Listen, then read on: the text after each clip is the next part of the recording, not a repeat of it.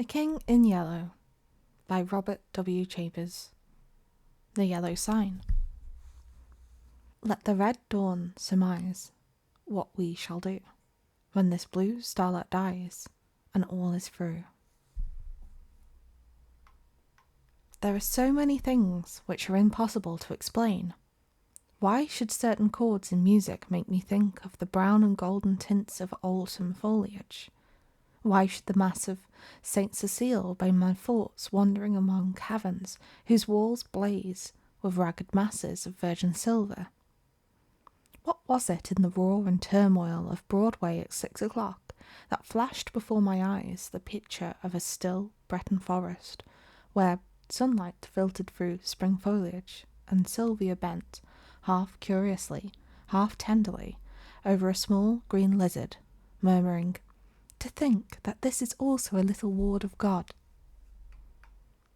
When I first saw the watchman, his back was toward me. I looked at him indifferently until he went into the church. I paid no more attention to him than I had to any other man who lounged through Washington Square that morning, and when I shut my window and turned back into my studio, I had forgotten him. Late in the afternoon, the day being warm, I raised the window again and leaned out to get a sniff of air. A man was standing in the courtyard of the church, and I noticed him again with as little interest as I had that morning.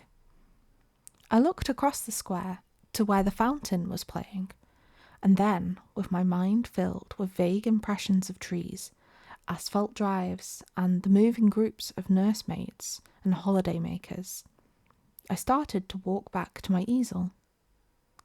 As I turned, my listless glance included the man below in the churchyard. His face was now toward me. With a perfectly involuntary movement, I bent to see it. At the same moment, he raised his head and looked at me. Instantly, I thought of a coffin worm. Whatever it was about the man that repelled me, I did not know, but the impression of a plump, white grave worm was so intense and nauseating that I must have shown it in my expression, for he turned his puffy face away with a movement which made me think of a disturbed grub in a chestnut. I went back to my easel and motioned the model to resume her pose. After working a while, I was satisfied that I was spoiling what I had done as rapidly as possible, and I took up a palette knife and scraped the colour out again. The flesh tones were sallow and unhealthy, and I did not understand how I could have painted such sickly colour into a study which before that had glowed with healthy tones. I looked at Tessie. She had not changed, and the clear flush of health dyed her neck and cheeks as I frowned. "Is it something I've done?" she said. "No, I've made a mess of this arm, and for the life of me I can't see how I came to paint such mud as that into the canvas," I replied. "Don't I pose well?" she insisted.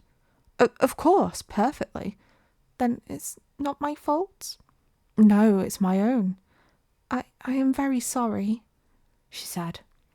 I told her she could rest while I applied rag and turpentine to the plague spot on my canvas, and she went off to smoke a cigarette and look over the illustrations in the Courrier Francois.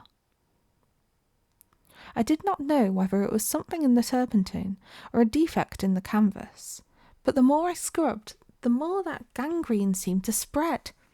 I worked like a beaver to get it out, and yet the disease appeared to creep from limb to limb of the study before me.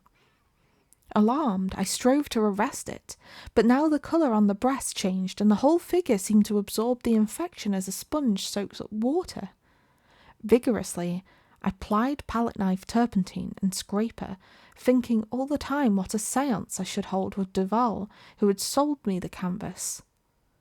But I soon noticed that it was not the canvas which was defected, nor yet the colour Edward. It must be the turpentine, I thought angrily, or else my eyes have become so blurred and confused by the afternoon light that I can't see straight. I called Tessie, the model. She came and leaned over my chair, blowing rings of smoke into the air. "What have you been doing to it?" she explained. Nothing, I growled. It must be this turpentine. What a horrible colour it is now, she continued. Do you think my flesh resembles green cheese? No, I don't, I said angrily. Did you ever know me to paint like that before? No, indeed. Well then. It must be the turpentine or something, she admitted. She slipped on a Japanese robe and walked to the window. I scraped and rubbed until I was tired and finally picked up my brushes and hurled them through the canvas with forcible expression, the tone alone of which reached Tessie's ears. Nevertheless, she promptly began, That's it. Swear and act silly and ruin your brushes. You've been 3 weeks on that study, and now look. What's the good of ripping the canvas? What creatures artists are. I felt about as ashamed as I usually did after such an outbreak, and I turned the ruined canvas to the wall. Tessie helped me clean my brushes, and then danced away to dress. From the screen, she regaled me with bits of advice concerning whole or partial loss of temper, until thinking, perhaps, I had been tormented sufficiently. She came out to implore me to button her waist where she could not reach it on the shoulder. Everything went wrong from the time you came back from the window and talked about that horrid-looking man you saw in the churchyard, she announced. Yes, he probably bewitched the picture, I said, yawning, looking at my watch. It's after 6, I know, said Tessie, adjusting her hat before the mirror. Yes, I replied. I didn't mean to keep you so long. I leaned out the window, but recoiled with disgust, for the young man with the pasty face stood below the churchyard. Tessie saw my gesture of disapproval and leaned from the window. Is that the man you don't like? She whispered. I nodded. I can't see his face, but he does look fat and soft, some way or other, she continued, turning to look at me. He reminds me of a dream, an awful dream I once had, or... She mused, looking down at her shapely shoes. Was it a dream after all? How should I know? I smiled. Tessie smiled in reply. You were in it, she said, so perhaps you might know something about it.